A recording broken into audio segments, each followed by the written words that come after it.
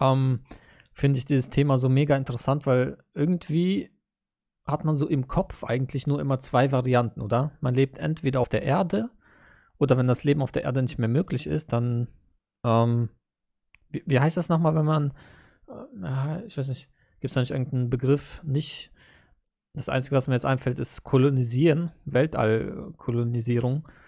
Aber gab es nicht irgendeinen anderen Begriff? Auf jeden Fall, genau, diese zwei Varianten, also dass man entweder, also Weltraum kolonisieren ist ja eigentlich genau das. Ich meine, wenn man auf anderen Planeten sich ausbreitet, man hat eigentlich nur diese zwei Varianten in meinem Kopf, ne? Entweder auf der Erde oder außerhalb der Erde, also auf anderen Planeten aber. Ne, man kommt irgendwie gar nicht so auf die Idee, dass man einfach sich ausbreiten könnte im Weltall, also in der Luft, right? Und das ist ganz genau diese Idee dahinter, so gesagt, ne, es gibt immer diese ähm, extraterrestrial, extraterrestrial, heißt das nicht Außerirdische? Ähm, was wollte ich gerade sagen?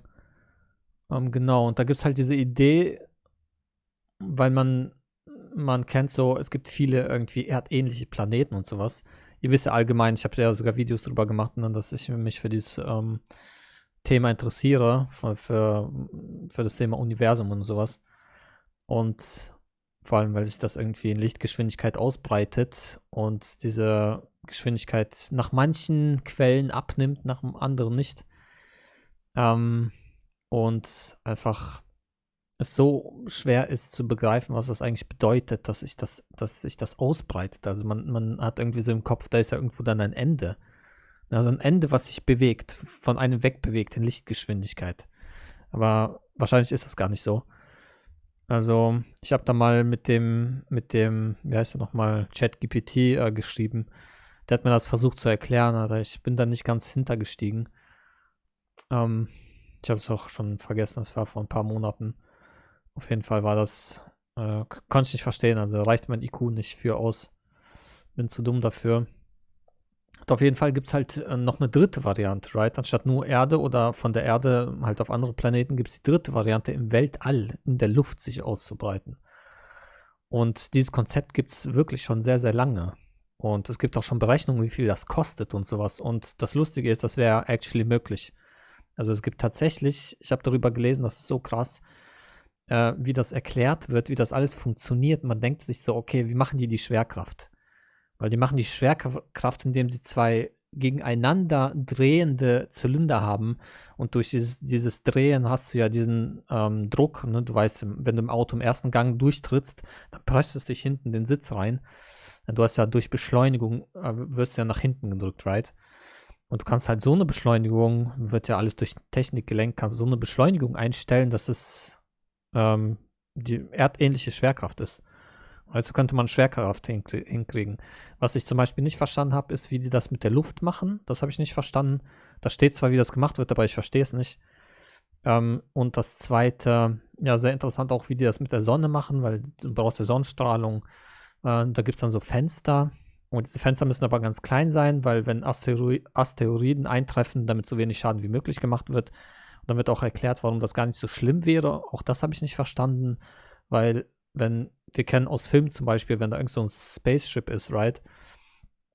Und da ist irgendwie so ein Loch, dann irgendwie durch einen Stein oder durch einen Alien, ne, kommt da so ein Loch rein, dann zieht es irgendwie alles raus und alle sterben und das ist ganz schlimm. So, dann denke ich mir so, okay, aber wie funktioniert das dann da? Wenn ein Meteorit rein donnert, wie geht dann da nicht alles kaputt? Also könnte man da nicht außerhalb der Fenster irgendwie so ein Netz aufbauen? Also ein Gitter irgendwie. Aber ich weiß nicht. Ich meine, was für eine Abfangkraft hat so ein Gitter, right? Ja. Also interessante Sachen. Das mit der Strahlung, wie der Strahlenschutz aussieht. Das Universum ist ja voller Strahlung. Also voller Radiation. Wie die sich dagegen wehren. Wurde auch erklärt, habe ich auch nicht verstanden. Da stand irgendwie wegen der schieren Masse in diesem Zylinder, der ist ja gigantisch groß. Werden wir gleich sehen, wie groß der ist. Ich habe noch kein einziges Video geguckt. Ich habe nur Bilder gesehen. Da sind halt bei Wikipedia sind Abmessungen angegeben, weil die berechnet haben, wie viel das kosten würde. So, Genau. Und ja, ich finde das so ein mega interessantes Thema. Und ihr kennt den Film Interstellar, right? Einer der besten Filme, die ich je gesehen habe. Und ganz am Ende kommt ja kommt der O'Neill-Zylinder. So endet der Film. Die sind im O'Neill-Zylinder. Na, und jetzt habe ich erst verstanden, was das ist. Also ich dachte damals, als ich den Film gesehen habe und nicht wusste, was ein O'Neill-Zylinder ist, dachte ich so, was ist das? Irgend so ein runder Planet. Also nicht Planet, sondern ja, wahrscheinlich vielleicht sogar Planet. Ich weiß gar nicht, ob die es von außen zeigen, aber halt so rund halt, ne? Menschen gehen halt Kopf über, right? So gesagt auf der Wand.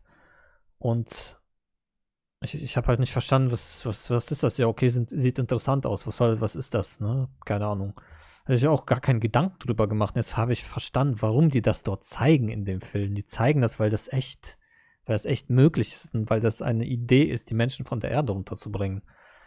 So, genau. Und im Film Interstellar wird das halt so erklärt, dass die Menschen auf der Erde, dass da irgendeine Katastrophe stattfindet und in so einem Ausmaß, dass man keine andere Chance hat, außer dem Planeten zu verlassen.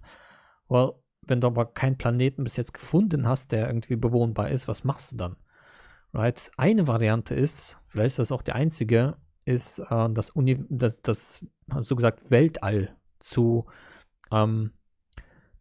kolonisieren, und zwar in der Luft, ne? Nicht irgendwie auf anderen Planeten. So, ja, okay, das war so mein Vorwort zu diesem Thema. Die ISS hat für Solarstürme, bei denen die Leute da oben für Strahlung ausgesetzt sein können, einen kleinen Raum, der mit Wasser umgeben ist. Das reicht in erdnaher Orbit schon. Krass, really? Das ist ja mal mega interessant. Wasser und Wasser hält diese Strahlung ab, oder was? Das ist ja mal mega interessant. Wenn Strahlung Wasser abhält. Wait, Wasser spiegelt ja auch, ne? Könnte man dieses Wasser irgendwie anbringen an den Fenstern, weil bei diesen Zylindern haben die auch Reflektoren drin, die das Sonnenlicht reflektieren, und du kannst diese Reflektoren so anbringen, dass sie in so einem Winkel sind, wird dann auch alles vollautomatisch gemacht, dass die den ganz normalen 24-Stunden-Zyklus wiedergeben, also von der Beleuchtung her. Also auch mega interessant. Dann gibt es außerhalb der Zylinder so kleine, wie soll man sagen, Orbitstationen. Da wird dann zum Beispiel Landwirtschaft betrieben. Und da ist die Schwerkraft ein bisschen anders, weil es irgendwie besser ist für Landwirtschaft. Also alles so mega interessante Sachen.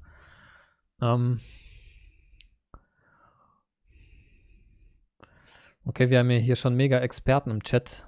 Das weiß ich alles gar nicht. Vielen Dank auf jeden Fall für euren Input. Aber mega cool, dass ihr auch jetzt da seid und sowas, weil anscheinend seid ihr da, weil euch das Thema interessiert. Ja, lasst uns mal eintauchen, das Thema. Ich finde es so interessant. Mega interessant. Fangen wir mal mit dem ersten Video an. Und im Weltraum, aber... Oder ist ein deutsches Video, das ist schon mal gut. Aber wir werden alle Videos gucken, auch englische. Wohnen im Weltraum, aber nicht in engen Aluminiumröhren mit Vakuumtoiletten und gefriergetrockneten Essen. Nein, wir meinen Wohnen im Grünen. Mit Picknick im Park, mit Städten und Wäldern.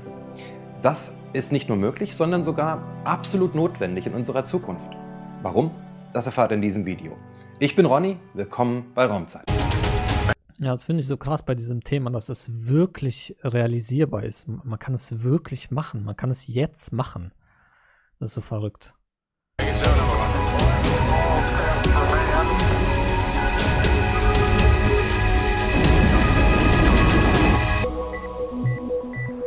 Wenn wir uns die Entwicklung der Menschheit anschauen, dann fallen uns zwei Dinge auf. Die Menschheit ist nicht in der Lage, verantwortungsvoll, nachhaltig mit den Ressourcen der Erde umzugehen. Zweitens, die Menschheit wächst explosionsartig, und zwar seit Beginn der industriellen Revolution. Und ein Ende ist nicht abzusehen. Well, UNO-Schätzung zur Weltbevölkerung, also das kann ich direkt sagen, das kann ich direkt debunken. Das, was er dort zeigt, ist falsch. es ist tatsächlich so, das habe ich mich auch immer gefragt, ne, das ergibt ja gar keinen Sinn, zu rechnen, dass wir haben eine Erde, right? Und dann haben wir ein Wachstum, war erstmal ganz langsam, dann fängt es an, exponentiell zu wachsen, right? Dann denkt man sich so, ja, okay, es wächst exponentiell und das bedeutet ja irgendwie, irgendwann haben wir dann 100 Milliarden Menschen auf der Erde, ja, ergibt ja keinen Sinn. So viele Menschen passen ja nicht mal auf die Erde drauf. Also, ne, ist es logisch, dass es irgendwann anfängt abzuflachen. Und das Ding ist, es gibt wirklich, ja, die schreiben hier UNO, finde ich voll seltsam, also eigentlich sogar die offiziellen Stellen, die geben eine Berechnung raus, dass es tatsächlich jetzt schon abflacht und bei 11 Milliarden schon abflachen wird. Da gibt es verschiedene Kalkulationen, wie es irgendwie auch mit dem Ausgleich von Kinderkriegen zu tun hat, ne? mit dieser Ratio, Geburtenrate, da gibt es solche Kalkulationen, das ist krass, und man sieht tatsächlich, bei 11 Milliarden wird das pieken. Also hier steht 20 Milliarden, es werden niemals 20 Milliarden Menschen auf der Erde sein. Von daher ist das natürlich Quatsch, was da gezeigt wird. Was ist ziemlich gut darin, Neutronenstrahlung abzufangen. Also einzelne rumfliegende Neutronen. Alpha-Teilchen kommen nicht mal durch ein Stück Papier durch. Hä, woher wisst ihr das alles? Habe ich hier irgendwelche Professoren der Chemie und Physik im Chat oder was? What the fuck? Alpha-Teilchen? Kennt ihr auch irgendwie so Tachyon und sowas? Oder Planktonzeit? Krass. Teilchen kommen nicht mal durch ein Stück Papier durch. Und Beta-Strahlung, also rumfliegende Elektronen, sind nur geringfügig durchdringender als Alpha-Teilchen. Schlimm ist die elektromagnetische Strahlung, also Röntgenstrahlung, genau. Mikrowellenstrahlung, Gammastrahlung. Ja, Röntgenstrahlung ist das Problem, ne? Frage ist, wieso man nicht Cadmium, also Die UNO erwartet, dass wir bereits im Jahre 2050 annähernd 10 Milliarden Menschen sein werden. Dies bedeutet im Umkehrschluss, dass wir entweder radikale, ethisch höchst bedenkliche Hebel umlegen müssten oder aber neuen Platz zum Leben schaffen. Und das hat die Menschheit jenseits der Erde noch nie getan. Sicher, ein paar künstliche Inseln, Hochhäuser, aber echten neuen Lebensraum hat die Menschheit noch nie erschlossen. Raum ist das Stichwort. Denn davon gibt es im Weltraum eine ganze Menge. Unsere These ist, dass in einigen 100 Jahren mehr Menschen im All leben werden als hier auf der Erde. Terraforming ist dabei allerdings... Das Interessante, was ich hier auch auf jeden Fall gesagt haben möchte, ist, ihr kennt ja meine Aussage zu Aliens und sowas. Wenn Aliens kommen würden und die würden mich mitnehmen wollen, ne? Und da kann ich auch sagen, also würde ich heute einen Anruf kriegen, dass mich, sagen wir, das O'Neill-Zentrum in Amerika ruft mich an und sagt, Eugen, wir möchten dich, oder hier, sagen wir hier in Berlin zum Beispiel, right? Rufen die mich an, die deutsche O'Neill-Stiftung, und die sagen, Eugen, wir haben dich auserwählt, ne? Wir haben irgendwie einfach jede 1000. Nummer angerufen und haben dich auserwählt ins Testzentrum, um dich zu testen, und dann, wenn du den Test bestehst, dann kannst du mitfliegen und so gesagt musst du hier dein Leben abschließen und wirst dann für immer und ewig halt in so einem Zylinder leben. Ja, ich würde meine Sachen jetzt packen. Right.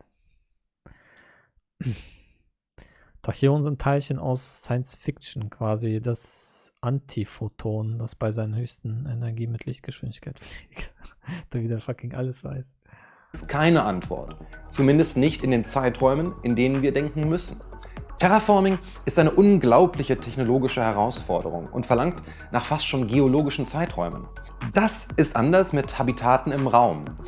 Die kann man wesentlich einfacher errichten und sie erlauben auch fast erdgleiche Bedingungen.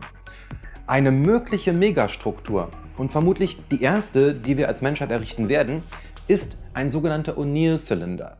Das Konzept dieser Habitate geht zurück auf den Physiker Gerard K. O'Neill. Das Konzept dieser Habitate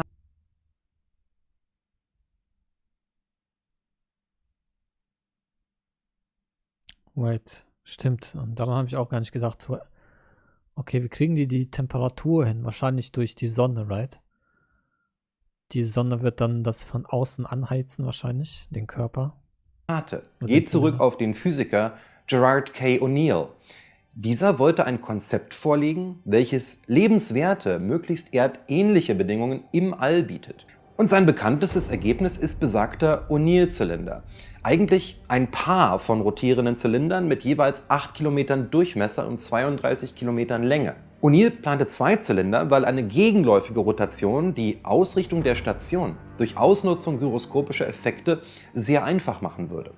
Beide dieser Zylinder rotieren 28 Mal pro Stunde, was durch die auftretende Zentrifugalkraft eine Gravitationsbeschleunigung von 9,81 Metern pro Sekunde, also die Gravitation an der Oberfläche der Erde, simulieren würde. Die Größe orientiert sich dabei sehr konservativ an der maximalen Zugkraft von Stahl und berechnet natürlich auch noch die Masse. Oh, Alter, krass. Deswegen ist das so groß. Also deswegen hat es diese Maße. Alter, das ist so krass. Konservativ an der maximalen Zugkraft von Stahl. Wegen der maximalen Zugkraft von Stahl. Und berechnet natürlich auch noch die Masse der Landschaft, der Gebäude etc. mit ein. Im originalen Entwurf wiesen die O'Neill-Zylinder 3 Fenster auf, und zwar auf der Längsseite. Außerdem hatten sie bewegliche Spiegelpaneele, um so die Innenseite zu beleuchten und mit Energie zu versorgen. Allerdings entstand O'Neills Entwurf in einer Zeit vor massenproduzierten Solarpanels und effizienten LED-Leuchten. In der Realität ist die gesamte Fläche eines solchen Habitats nutzbar. Und im Fall eines O'Neill-Zylinders sind dies ca. 800 Quadratkilometer. Das entspricht etwa 1/3 der Größe Luxemburgs. Aus der Science Fiction sind zylindrische Habitate durchaus bekannt. Wir hatten bereits auf die Raumstation aus Babylon 5 hingewiesen, die im Wesentlichen ein O'Neill-Zylinder ist. Ähnliches gilt für den Roman Rendezvous mit 31439 des britischen Autors Arthur C. Clarke. Auch die Zitadelle in Mass Effect ist ein... Warum wisst ihr alle so viel? Ja, ich bin erschrocken vom Chat. Ja, der Chat ist komplett über meinen Kompetenzen, also ich verstehe gar nichts. Nicht ganz Tachyon sind Lösungen von Einsteins Relativitätstheorie. Also jetzt geht's hier los, jetzt wird hier die Relativitätstheorie geknackt hier. Also jetzt ist gleich alles aus dem Chat. Ja, freut mich natürlich, dass ich hier Professoren, also Chemie- und Physikprofessoren im Chat habe. Finde ich sehr, sehr gut. Herzlich willkommen. Gut, dass ihr ein Vegan-Zeichen neben dem Namen habt. Temperaturen im Weltraum zu halten ist relativ einfach. Es kann im Weltraum nur abgestrahlt werden. Also wenn du den Ofen anhast und die Heizung davor spürst, dann ist das zum Beispiel Hitzestrahlung. Im Weltraum gibt es keine Luftmoleküle, die Wärme von einer Oberfläche aufnehmen und übertragen können. Weil ich mein Handy nicht immer für Twitter und YouTube benutze. Weil im Weltraum gibt es keine Luftmoleküle, die Wärme von einer Oberfläche aufnehmen. Eine größere Variante dieses Konzeptes. Werfen wir mal einen Blick darauf. Die Citadel aus Mass Effect ist mit mehr als 44 Kilometern Länge etwas größer als O'Neills Entwurf, bleibt aber weiter im Rahmen des Möglichen, insbesondere wenn wir andere Materialien wie zum Beispiel Kevlar oder gar Graphen unterstellen. Sie besitzt 3 Außenbezirke, welche jeweils eine erdähnliche Gravitation aufweisen. Auf dem zentralen Ring wird ein holographischer Himmel simuliert. Hier ist die Gravitation niedriger aufgrund des kleineren Radius des Ringes. Ja, das ist auch geil.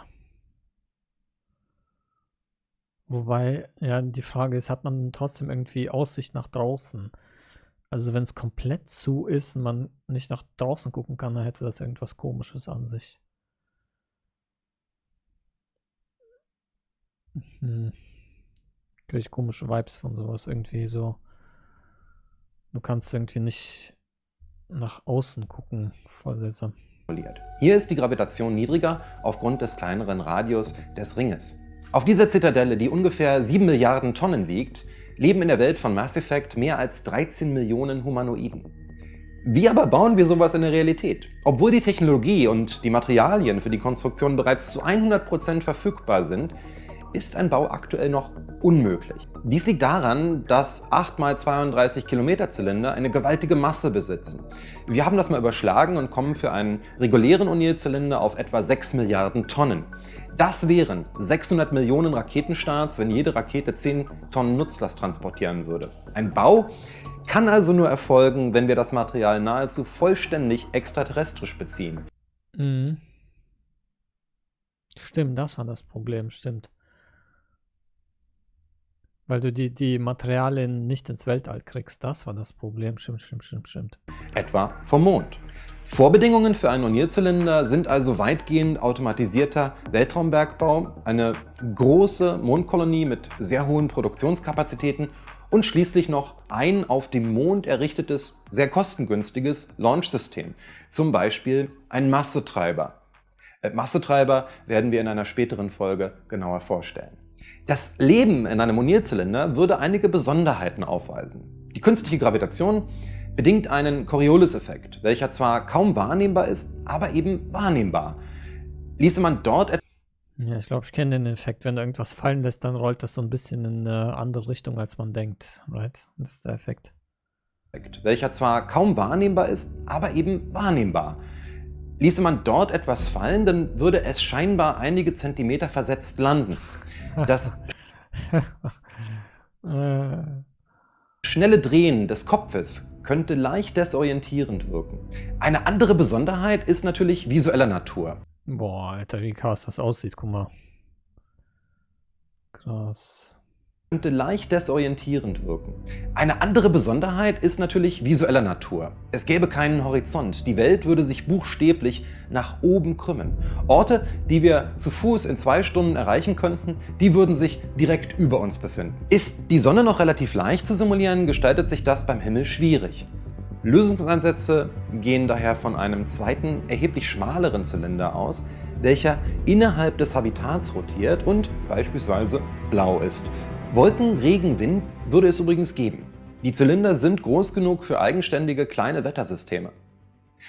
Werfen wir mal, wie schon in der Episode zu Dyson-Sphären, einen Blick auf Gordon Freeman, den Ingenieur des 22. Jahrhunderts. Gordon arbeitete auf der 42 Unlimited. Freemans Familie bewohnt mittlerweile den ersten O'Neill-Zylinder der Menschheit.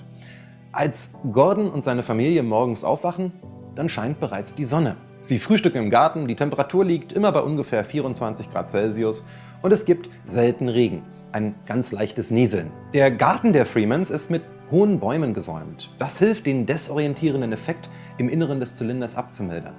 Der Blick nach oben war für die Freemans zunächst merkwürdig. Dort befindet sich der 6 Kilometer breite Innenzylinder in Himmelsblau. Statt der Sonne befindet sich eine LED-Installation im Innenzylinder, welche optisch aber quasi nicht von der echten Sonne zu unterscheiden ist. Freeman muss heute einem anderen Habitat einige tausend Kilometer entfernt einen Besuch abstatten. Zunächst muss er dafür 17 Kilometer bis zum Ende des Habitats zurücklegen, in einem Elektroauto auf der zentralen Straße. Ein Fahrstuhl bringt ihn und einige Kollegen zur Mitte des Zylinders. Hier herrscht Schwerelosigkeit, was Transits zwischen Raumstationen und Habitaten extrem einfach gestaltet. Die Raumfahrzeuge müssen weder eine Atmosphäre noch die Gravitation überwinden. Gordons Raumgleiter wird einfach ausgeklingt und mit kleinen Schubdüsen auf seinen Kurs gebracht. Währenddessen erfreut sich Gordons Tochter Kira, die heute schulfrei hat, an einem Ausflug in den inneren Zylinder. Dort bei nahezu Schwerelosigkeit gibt es nicht nur industrielle Fertigungsanlagen, sondern auch ein großes Entertainment Center und Attraktionen wie Zero-G Laser Tag oder den völlig losgelöst Club. Solche O'Neill-Zylinder wie der von Gordon Freeman. Ja, Mann, da gibt es sogar Party-Stations. Nimmst du einen Aufzug in eine bestimmte Etage 7, dann steigst du aus und dann ist eine richtige Hardcore-Party mit Lichtshow und dann ballerst du dir irgendwie ein paar Wodkas rein und dann geht die Party richtig ab. Krass. Könnten prinzipiell auch andere Zwecke haben. Es wurde zum Beispiel vorgeschlagen, in ihnen Habitate für gefährdete Arten anzulegen. Und das ist für die meisten Spezies auch tatsächlich. Ja, wir werden da garantiert keine Karnivoren anbauen. Du hast irgendwas verpasst, Freundchen. Möglich. Und wo wir gerade bei Möglichkeiten sind. Gerard O'Neill hatte eine bestimmte Technologie vor Augen, als er sein Konzept entwarf. Mittlerweile gibt es aber nicht nur bessere Möglichkeiten der Energiegewinnung und der Beleuchtung, sondern auch ganz neue Konstruktionsmaterialien. Daher hat die NASA bereits im Jahr 2000 das Konzept erweitert und mit dem McKendree-Zylinder eine Alternative auf Basis von Kohlenstoff-Nanoröhren vorgestellt, welche in etwa so viel Lebensraum bietet wie Russland.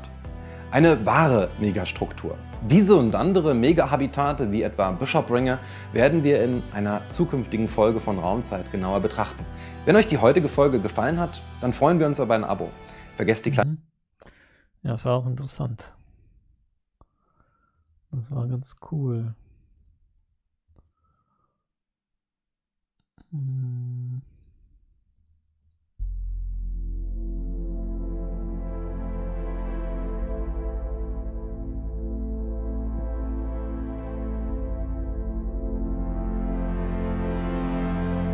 We Earthlings have always been an adventuring people. We've always looked to a frontier to give us new opportunity, free rein to our sense of enterprise. The frontier enriched us, generating new wealth, but it also gave us new ideas, new institutions, and new ways of living. Today, the colonization of space offers us a new, limitless frontier. It's bountiful, it's friendly. Das ist so episch, wie das aussieht. Das ist so geil. Boah. Limitless frontier. It's bountiful, it's... Ist das aus einem Film oder wo haben die das her? Das hat doch nie im Leben, das haben die auch nie im Leben selber gemacht. Das ist ja mal extrem High Quality. Und wenn das ein Film ist, dann will ich den Film sehen. Limitless frontier. It's bountiful, it's friendly, and it's waiting for us. Oh, die werden dort rausgeschossen. Seht ihr das? Seht ihr das? Hier. Lustig. It's bountiful, it's friendly, and it's waiting for us. Genau das sind die, genau das. Zylinder. So wie ich verstehe, fangen die hier Strahlung ab, ne? Also Sonnenstrahlung. Kann das sein?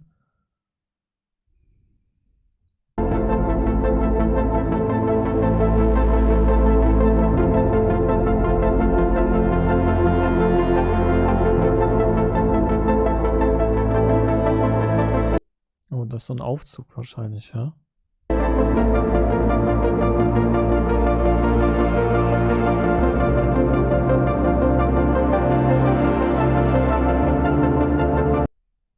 Wow, krass.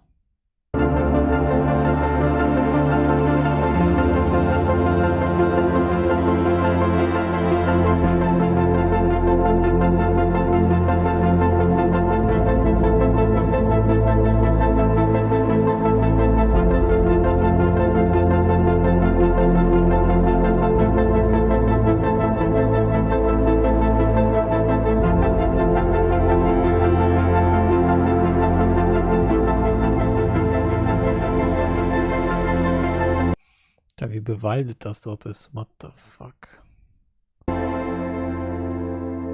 Geil. Das ist genau, was ich sehen wollte. So eine Animation, wie das aussieht innen drin und so. Geiler Shit.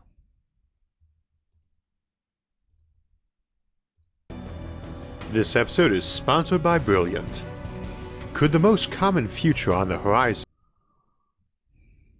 be a future with no horizon? Und warum leckt das so, ey?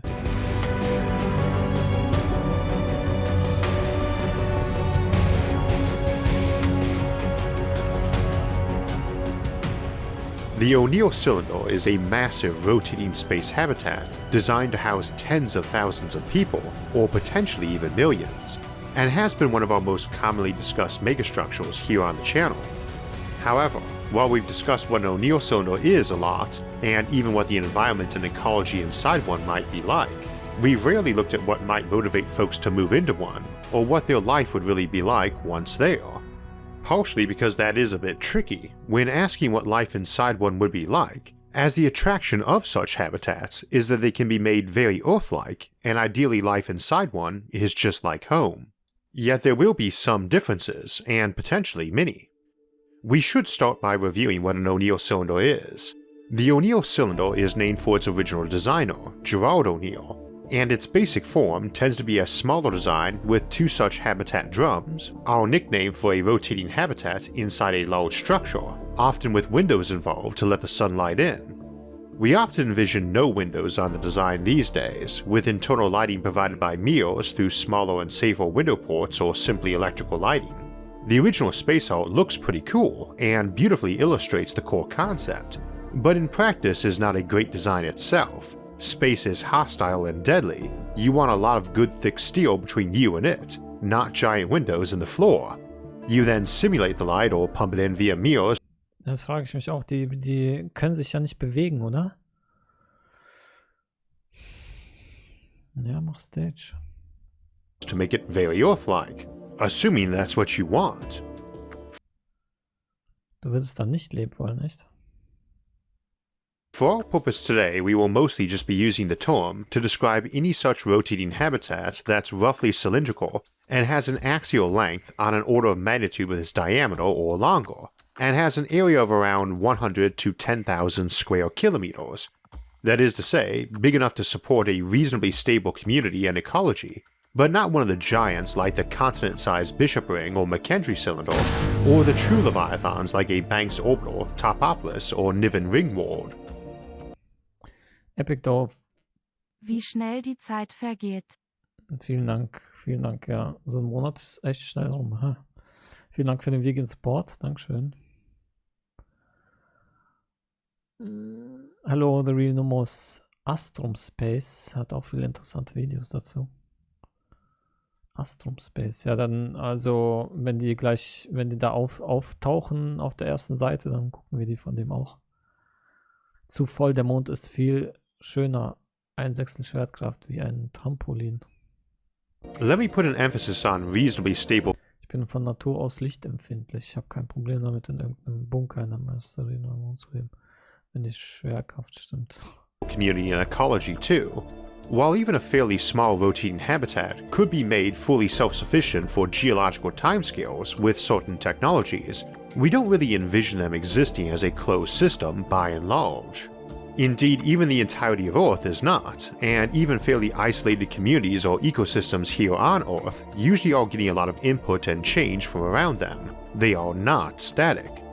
For a rotating habitat, that needs to be much more active and designed, but hopefully minimally so and mostly in the background. As said earlier, we are not too interested today in the maintenance angle, mechanical or biological or ecological or digital, as we examine those more in environments of space habitats already. Rather, we might start by asking why anyone would build such a thing, and not just one but many thousands of them. Building a few here and there for space exploration or novelty or prestige is one thing, and not a thing we care much about today. No, we are interested in what the setup would be when the average human could at least plausibly contemplate living in one. This brings up a lot of questions. First, is there an incentive to move there of an artificial kind? Folks often suggest we might build a lot of these in orbit around Earth and move into them. Wie geil das aussieht. Oh mein Gott, ist das geil. Alter, werde ich ja melancholisch, wenn ich sowas sehe. Wie geil. Kind. Folks often suggest we might build a lot of these in orbit around Earth and move into them, and turn Earth into more of a nature preserve, which might result in a tax. Ich wäre sowas von dabei. Sowas von dabei. Holy shit, wie ich dabei wäre. Incentive to move into these habitats, or even coercion. But as I've mentioned before, the more. Hauptsache man hat dort Internet. Wait. Hat man dort Internet? Okay, an die Frage habe ich auch noch nie gedacht. Logical strategy for nature preserves is actually to put them in rotating habitats, as they are a lot easier to keep isolated from human interference or contagion from other ecosystems. And while humanity is responsible for a lot of extinction, we are not solely responsible. I don't know about other folks, but I want to preserve species against extinction from any vector, not just people.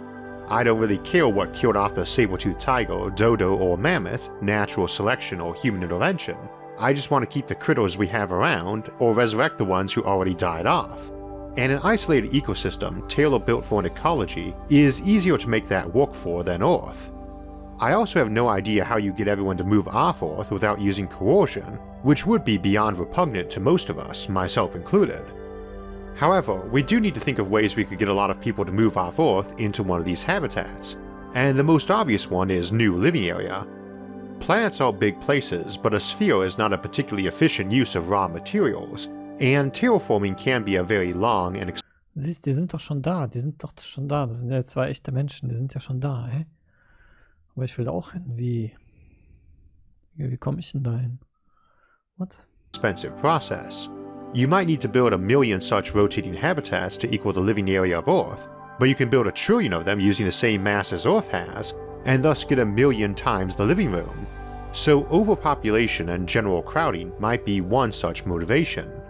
Getting more elbow room is pretty much the driving force of migration in nature and human history, so makes a very good one. Another reason might be ideological, politically, religiously, or economically, similar to how many of the American colonies started. And so we'll spend some time Wie genau, das ist lustig. talking about how these habitats might organize and govern themselves later on. But even that is fundamentally about getting more elbow room and space, and these habitats would Ja, stell dir vor, du könntest, das ist ja der ganze Clou an dieser Geschichte, du könntest auf so einem O'Neill-Zylinder vielleicht hinkriegen, dass du kein Wild Animal Suffering hast. Ja, stellt euch das mal vor, also und das größte Leid auf diesem Planeten, auf dem Planet Erde ist Wild Animal Suffering. Die Natur macht so viele Rechtsverletzungen an den Tieren wie der Mensch an den Tieren in einem Jahr. So viel macht die Natur in einer Sekunde. seem ideal for that. Of course, for that to be true, it means you need to be able to make these things fairly cheaply and also make them safe and attractively. Und du kannst auch von Anfang an das Animal Suffering bei 0 halten. Von daher ist das auch so krass. We often show O'Neill cylinders as looking like giant farms, forests, or parks, but there's no reason one couldn't be a crowded metropolis. The thing is, you don't really need more space for cities on Earth. You can have 1 trillion people on Earth rather easily, in terms of living area, even with parks. You need all that Ja, wenn du nach oben baust, ja, ist klar, aber space for food production and general ecology. That need not be in an O'Neill cylinder, though. If you want to preserve ecology, you do that mostly with dedicated nature preserves or quasi-dedicated ones, possibly a big cylinder with a rigid population cap. If I were doing one like that, I might say it permitted 1,000 people, half rangers and scientists, the other half wealthy folks who really wanted the big wide open nature space, but would agree to strict ecological measures, along with some carefully managed tourist industry. Doing that keeps the ecology pretty safe while providing funding. On the food side, we need a lot of space, but we can keep it cheap. You don't need to bother putting that on your habitation drum. Cheap, thin cylinders, potentially almost entirely automated and devoted to hydroponics, can get you way more bang for your buck, or grub anyway. I should note that if you haven't already grabbed a drink and a snack, it might be a good time as we'll be here for a bit.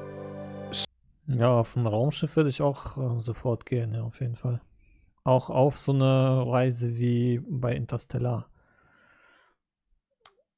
Such space farm Wo du weißt, wenn du einen Fehler machst, und es gibt ja Zeitdilatation, wenn du einen Fehler machst, einen Tag zu lange bleibst auf dem Planeten, auf dem man hausen möchte, dann vergehen auf der Erde 20 Jahre.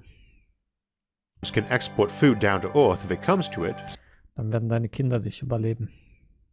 See the space farming episode, and can be used in tandem with in-habitat production to supplement it too. Andersrum, dann wirst du deine Kinder überleben, sorry. Dann wirst du deine eigenen Kinder sterben sehen. You could keep your Womit wahrscheinlich nicht jeder klarkommt. livestock on pasture lands, but supplement them with hay or cereals grown and baled on some cheap space farm, assuming you don't just produce your meat synthetically. So too, you might boost your own ecosystem's population density of critters by supplementing their food from robot-operated space farms. Either way, your default O'Neill cylinder wouldn't grow food any more than your default suburban housing development does, which is to say there's plenty of gardens and many do grow food people eat, but it's not capable of or intended for main food production. Transport Also wenn die Menschheit wirklich so dumm wäre, auf halt extraterrestrielle außerhalb der Erde auf irgendwelchen Flächen sich zu kolonisieren und dort anfangen würde, wirklich Tiere zu züchten, Alter. Da kann man sich nicht ausdenken, ne? Also dann kann man wirklich sagen, die Menschheit ist verloren. Das ist fucking dümmer als ein Haufen Hundescheiße. Kann man nicht glauben, dass der Mensch so einen Fehler nochmal machen würde, wie er jetzt auf der Erde macht. Ne? 15 Kalorien reinstecken, um eine Kalorie rauszukriegen. Turn your fucking brain on. It isn't an issue either. Amusingly, it would be much easier to transport food from a space farm nearby than to truck it in from outlying farmland to a city on Earth. Getting into space is a pain. Once you're up there, though, moving back and forth between various habitats and stations that are orbiting the same planet is quite easy.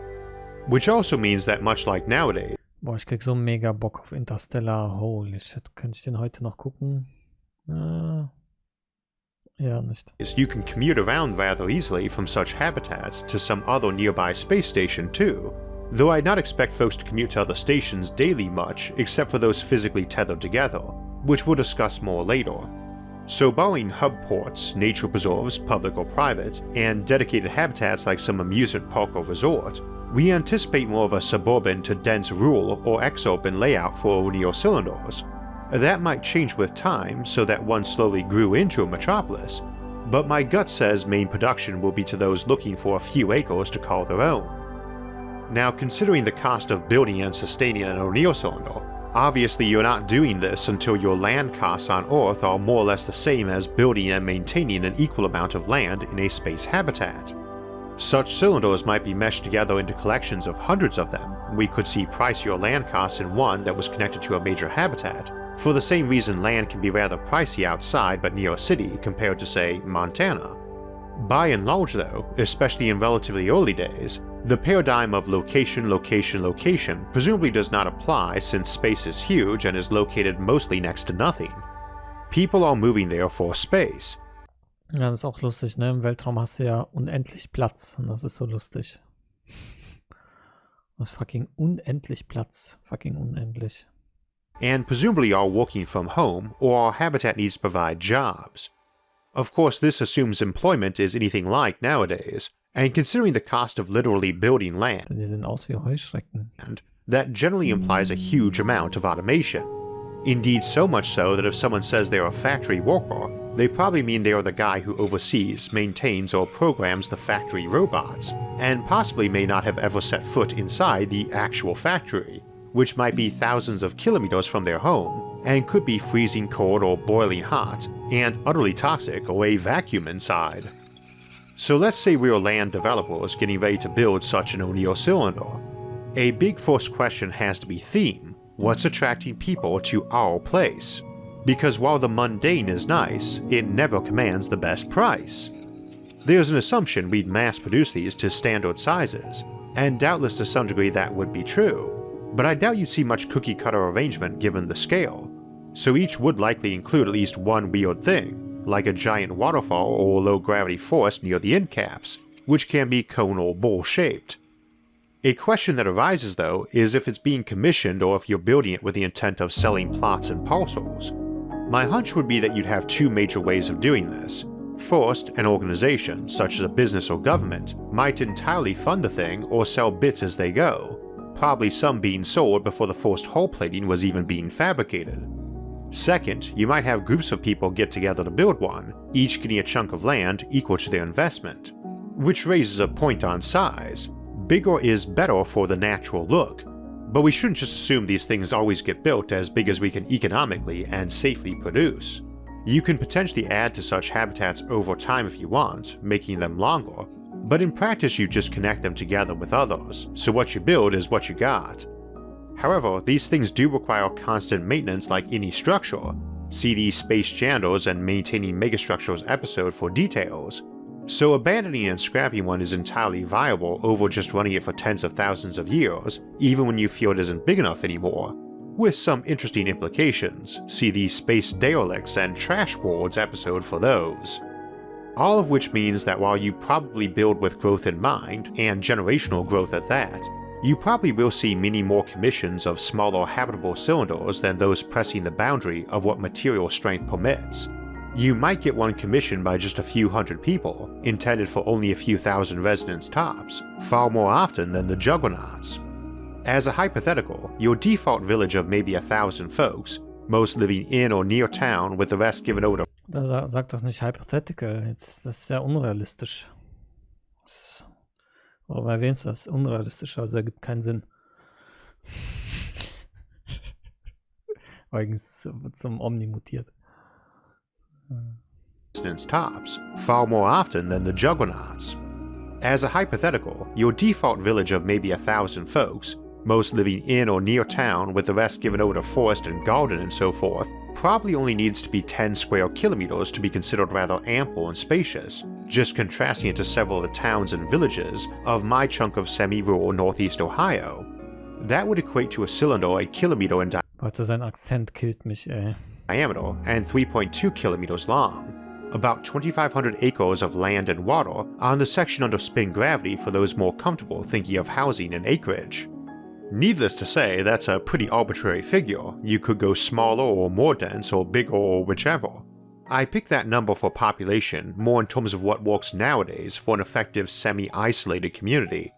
Dunbar's number, around 150 or 160 people, is a handy population size basis we've used before for discussing this topic or colony ships, but the minimum optimal size for a fairly self-contained community is very dependent on technology and culture. As an example, if you want to have your own school for a community, and with modern US population growth rates, 1,000 people would have about 14 being born to them every year, and not really optimal for class size, just one class per grade of 14 kids, give or take. On the other hand, if education shifted to smaller classes, or more remote, or one-on-one formats, that would not be a concern. It's hardly the only one where a larger community size helps, but it's a good example insofar as people tend to look at the schools heavily when picking a community to settle down and raise their kids in, and if anything, I'd tend to expect parents in a more prosperous society to be even more choosy in that regard. If you want to have a shopping mall inside your habitat, it needs to be either A, easily accessible to neighboring habitats, or B, have an internal population large enough to support said shopping mall, which would obviously require many thousands of people.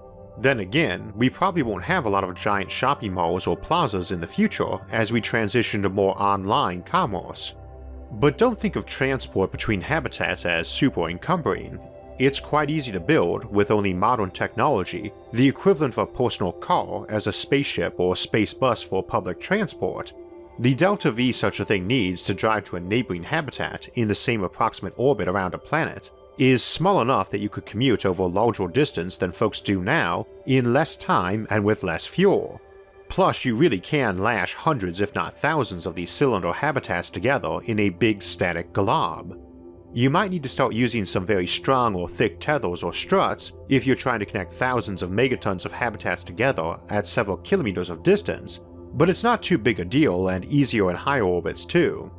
No two orbital paths are exactly identical, so two objects orbiting a planet next to each other will drift apart over time, but even a thin rope would easily keep two houses together while separated by many meters of distance, so you just have to scale it up.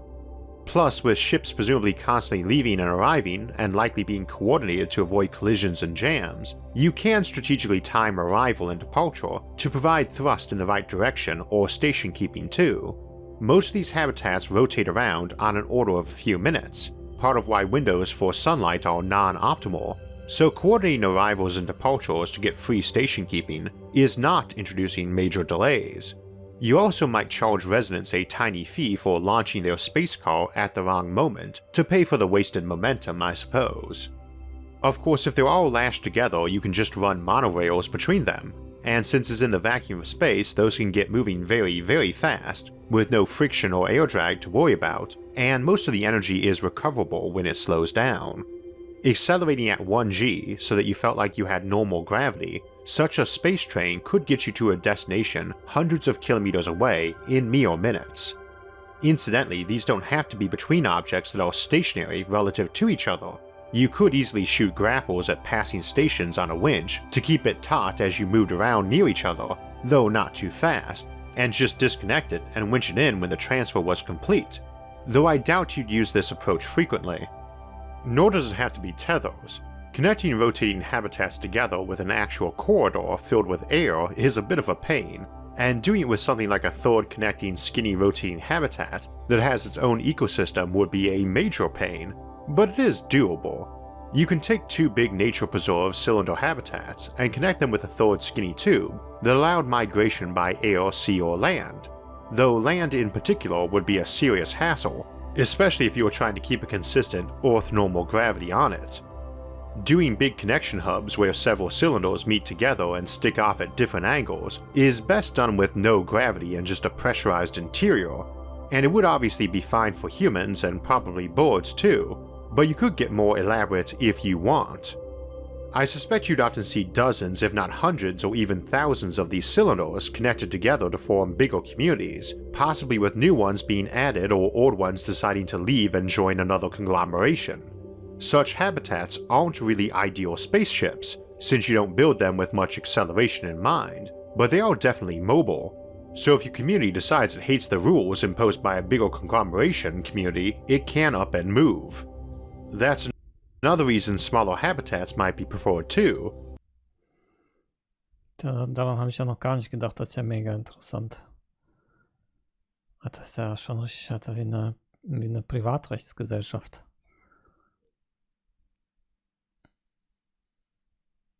Man kann irgendwie in jedem Konglomerat so seine eigene Politik haben und wenn die Regeln und Gesetze und wenn die einem nicht gefallen, kannst du einfach zu einem anderen gehen. Und jedes hat irgendwie so direkte Demokratie und so. An sowas habe ich noch gar nicht gedacht. Potentially even single-family ones, though you can't build these too small and keep them feeling very natural. This would be very different from communities in the present, which can't move, so the my way or the highway approach isn't really viable today, but could become possible with O'Neill cylinders, just like it possibly is with modular seasteading. Space habitats can move, and so we might see an entire cylinder move elsewhere if a big factory or corporation most folks worked at went belly up, instead of creating the ghost town effect we often see nowadays and in recent centuries. Of course, they might be pretty routinely mobile too. A cylinder focused on asteroid mining and refining might routinely pick up, burrow into a new asteroid, mine it out, then leave. Which raises the question of how these might all be governed. By default, your natural smallest subsidiary government would be the whole cylinder itself, though of course larger ones might contain several village councils, while again you can potentially have single household units. If I had to guess, you'd probably see something like a municipal or town government at the cylinder level, then something like a county or district government for a conglomeration, then those being woven into something like a province or a smaller nation consisting of many such conglomerations. Odds are such conglomerations would also have some permanent central hub and tons of ancillary facilities under low or no rotation, be it defense platforms, industrial facilities, space farms, large solar arrays, or what have you. Such conglomerations can obviously vary wildly in size, but let's imagine one rather standardized to be 100 conglomerations each consisting of a couple dozen habitats and support facilities of varying but modest sizes. Each conglomeration is a county government, each habitat a town, village, city, etc., depending on its configuration. That 100 conglomeration total might have tens of millions of people in it, or way more for that matter, but it's a fairly plausible 54th state or self-governing nation.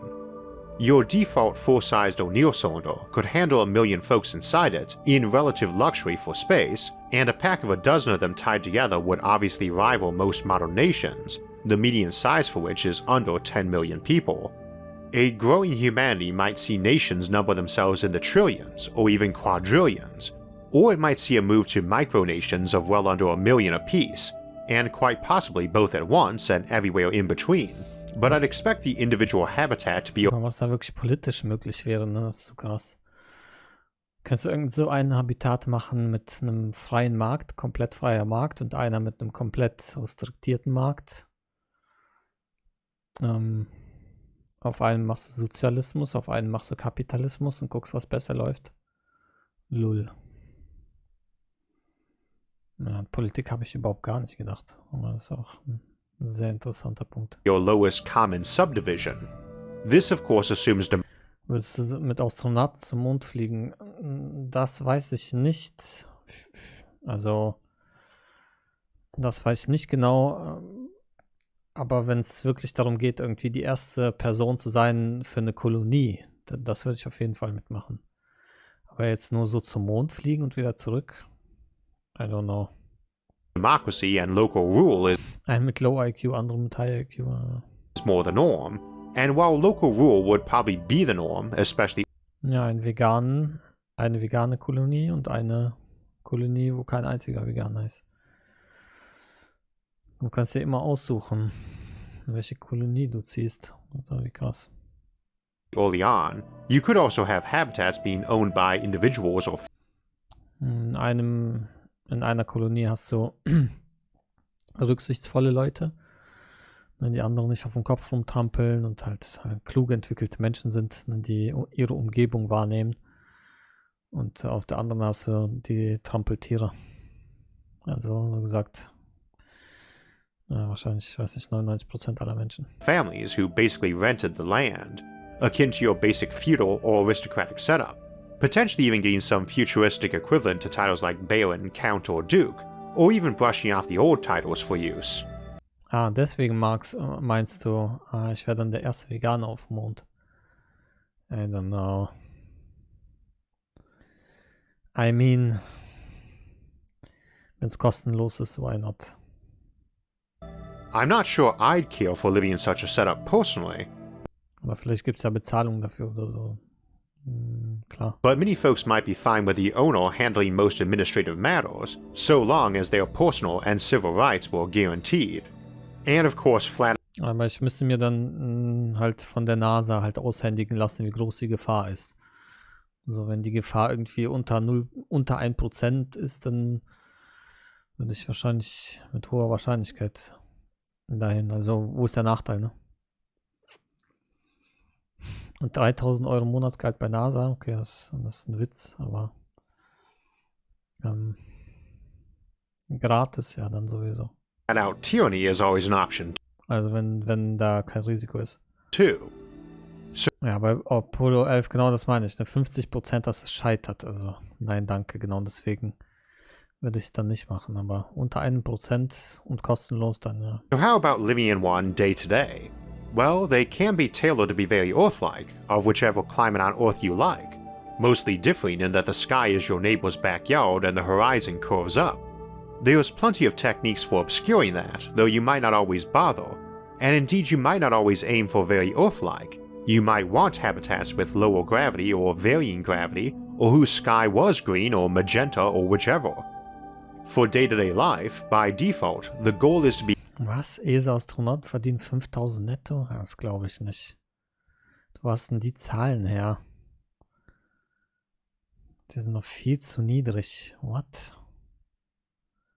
as Earth-like as you can make it, and you can make it very Earth-like indeed, though again I suspect most would not only accept some differences Ein Flugzeugpilot verdient 10.000 Euro. for practicality, but engineer even more for uniqueness. You can, for instance, do sky cities on rotating habitats relatively easily. A house or village can just swing from a Also ich kann mir nicht vorstellen, dass irgendjemand, der bei NASA arbeitet, unter 10.000 Euro im Monat verdient. Glaube ich nicht. Ganz zu schweigen von den Astronauten. Also was die da an Gefahrenzulagen und sowas kriegen, das sind doch alles Multis. Also tether around the middle, which in some ways is what the whole habitat is doing anyway, and you can do some rather peculiar and fun things with the interior geography and climate too. Maybe the biggest difference is that, no matter how secure you make the O'Neill cylinder or space habitat, there's always going to be some fear of a catastrophic puncture, even if it's engineered so solidly that the odds of it are always way less than typical was, 900.000 brutto, ja, das hört schon anders an.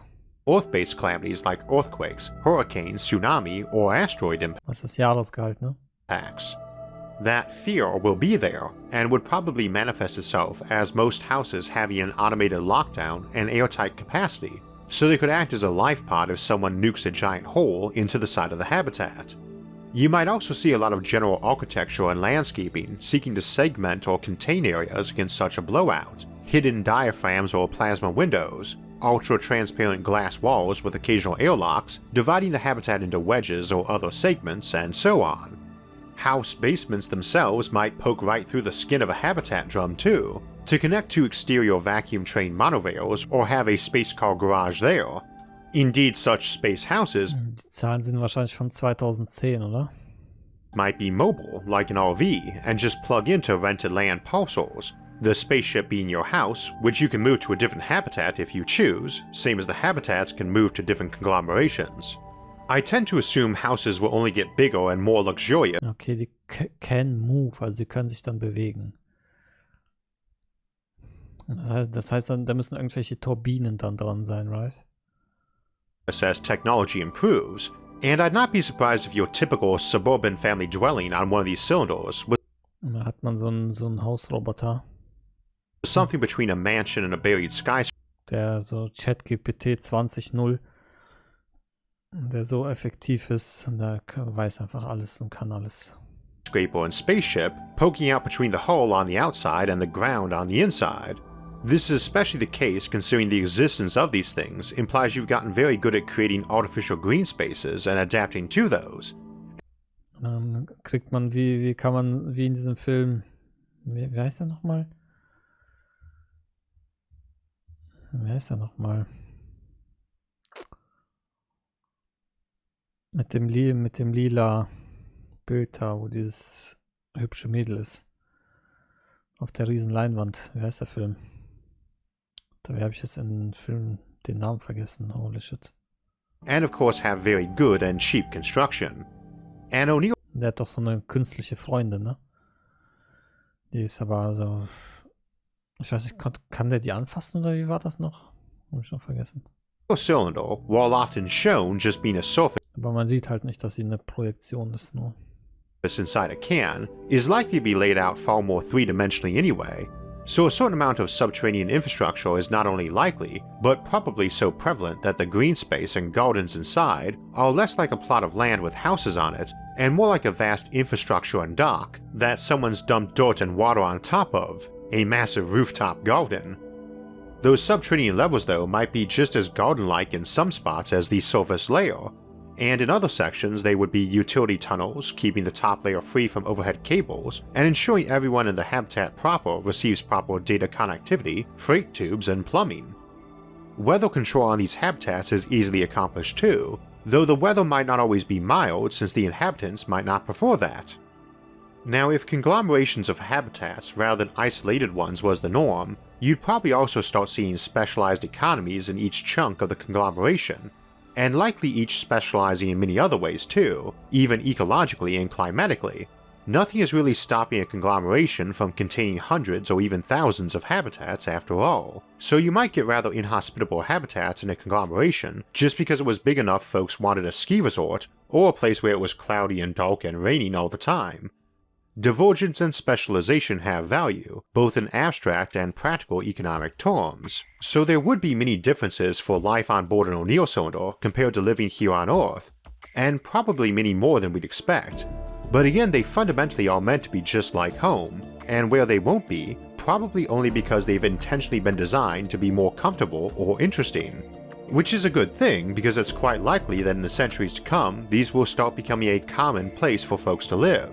And if we stay mostly human, still wanting a nice house and a lawn, then as we grow to enclose our sun and transition towards a Dyson swarm, conglomerations of these cylinders would likely be where the overwhelming majority of folks lived, not on planets. In the far future, life on board an O'Neill cylinder might be the norm, and everything else the weird anomaly. A common source of confusion with rotating habitats is why you experience gravity, or something effectively identical to it, and why you'd fall down to the bottom if you were hovering in the air. Fundamentally, this comes down to understanding what we call a rotating frame of reference, and we happen to live on one. The Earth keeps spinning under you if you jump up.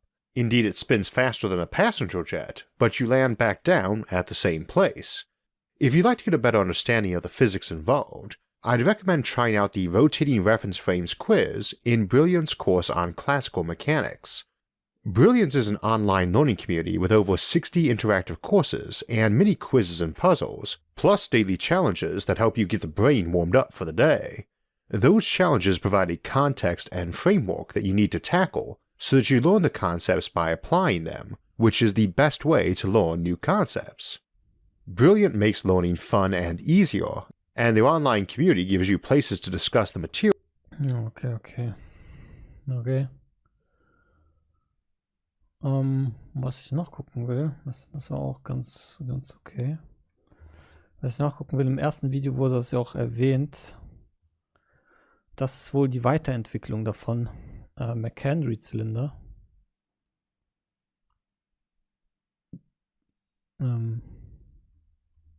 Komisch, da finde kein einziges Ergebnis dazu.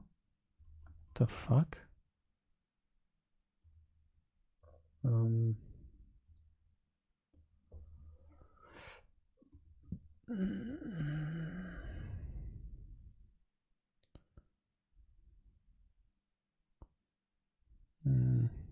A McHenry cylinder is a continent-class space habitat design that builds off the smaller O'Neill cylinder concept. As large as an O'Neill cylinder is, many miles wide and long, there are still many ecosystems or communities which might require much more space. The O'Neill cylinder is a space habitat that relies on structural steel and aims to be as large as that material can safely allow, but was designed in the 1970s prior to the discovery of stronger materials such as graphene. It is parallel in size to a county and might house 1 million people, while the bigger McHenry cylinder is larger than a country and might house billions, with dimensions potentially as large as 1,000.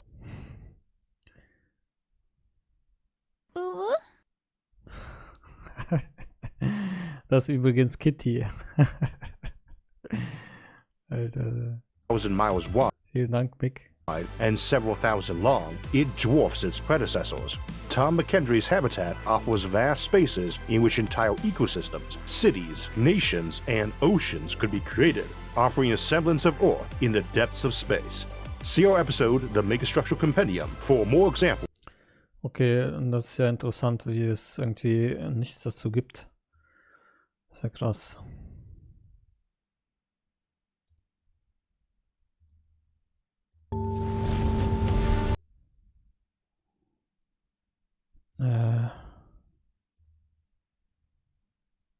What?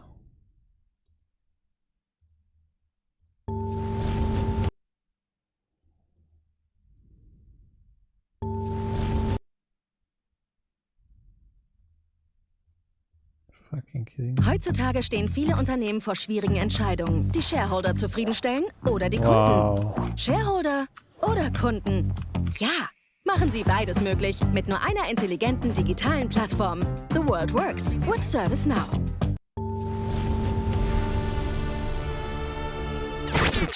Tired of living on an overpopulated Earth? Why not move to the O'Neill Cylinder, an artificial state-of-the-art space habitat where we can control everything, including the weather.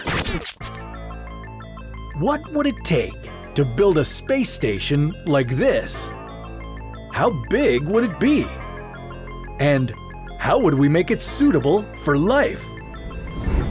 This is What If, and here's what would happen if we could build an O'Neill cylinder. When physicist Gerald K. O'Neill came up with the idea of his space colony in 1974, people thought he was crazy. Back then, a cylinder floating in space didn't seem like a space habitat anyone would want to move to. But fast forward to our time, the world has grown by 4 billion people. Climate change is on the rise. Moving to a space station doesn't seem so crazy anymore, huh?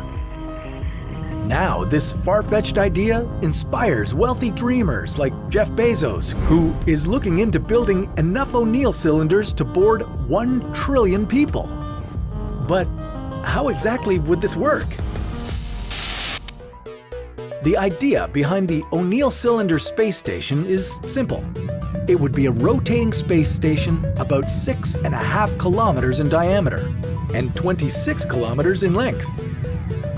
To build a structure that size, we wouldn't need to collapse all the planets in the solar system like we would for some of the other space megastructures. Mining our moon and some nearby asteroids should be enough to provide us with all the materials we'd need. We'd assemble the cylindrical station right in space, somewhere between the Earth and the Moon. We'd park the O'Neill cylinder at a Lagrange point where it would stay in place without being drawn into the orbit of either the Earth or the Moon. Constructing the O'Neill cylinder would be one thing, but we'd also need to make it habitable. That means giving it gravity, water, and a breathable atmosphere. Eine der krassesten Szenen aus dem Film. Alter, wie krass das war. Gravity would be easy. The cylinder would make a full rotation in 2 minutes. That would generate a centripetal force, which we would experience as gravity.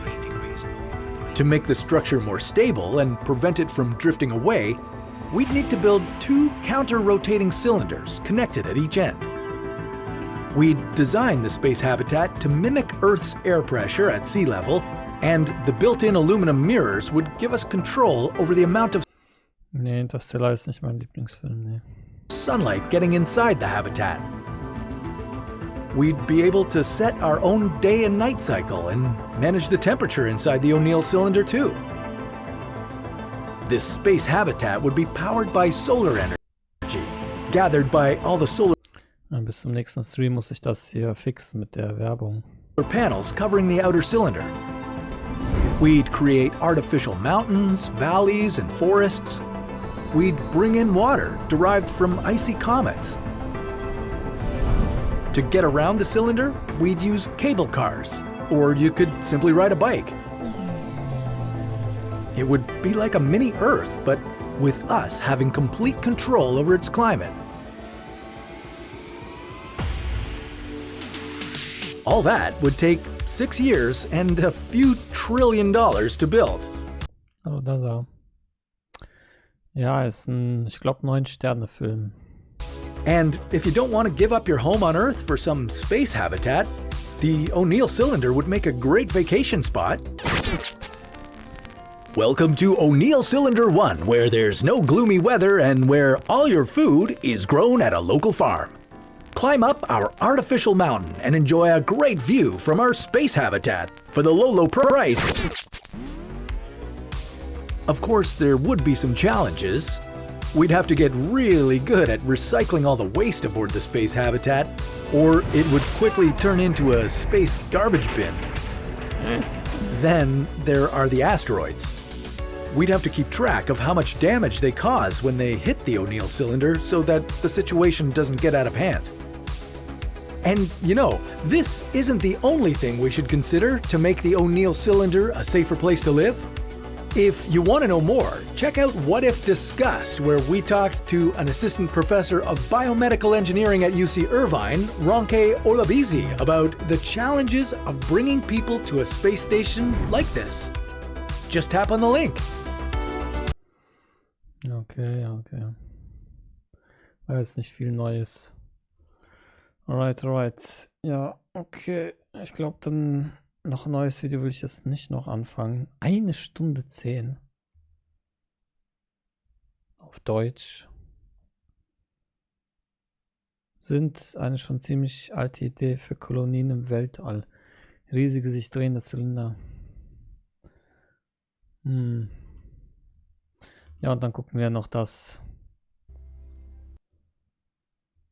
Oder auch nicht. Ich habe keinen Werbeblocker an. What? What do you mean? Gott, wie funktioniert das hier alles überhaupt? Uno momento. Bevor ich hier gleich irgendwas öffne. Hä, der ist aus. Der interne Werbeblocker ist auch aus. What in the fuck? Was für Werbung? Strato hat alles für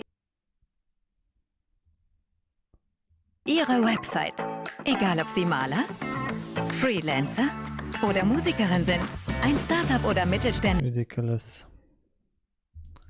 Unternehmen führen oder die Welt verbessern wollen. Starten Sie online Kann ich gerade echt nicht glauben, dass ich euch das jetzt antun muss hier. durch und holen Sie sich Ihre Website für 1 Euro pro Monat auf strato.de. Oh, ja, da. Strato. Gedacht, Mega gemacht.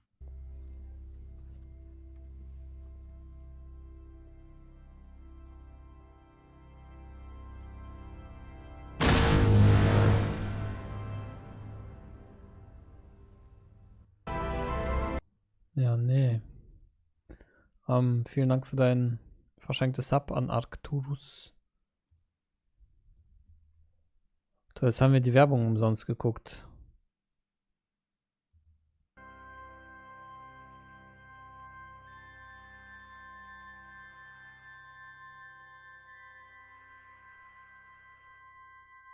Supply.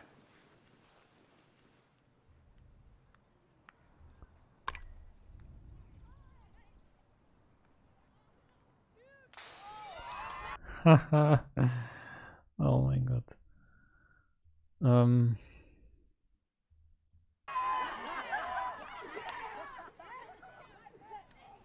I? Cooper Station. Boah, ich höre ja gar nichts. Currently orbiting Saturn. Hi Balls. Heimischer Stream, was? Ist überall angekündigt, gepostet, als Event, alles. So. Du kriegst wieder nur nichts mit LAN. Saturn. Was sagt er denn?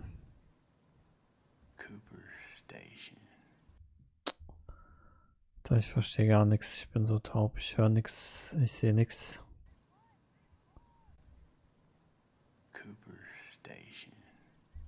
A Cooper Station.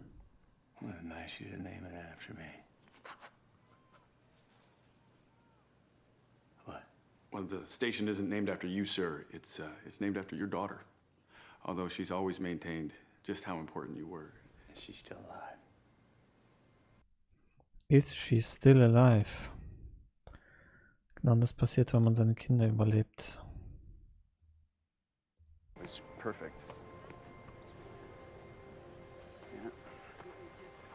Guck dir das an.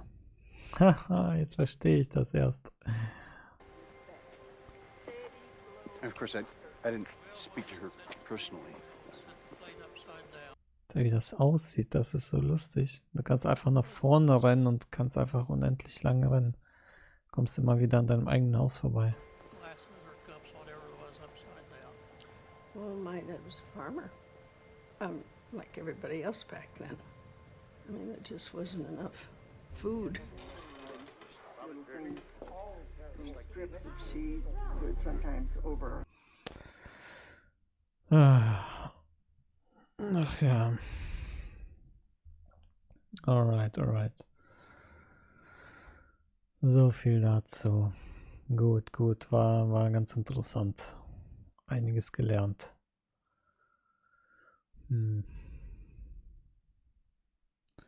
Es ist wohl doch noch ein bisschen zu weit weg.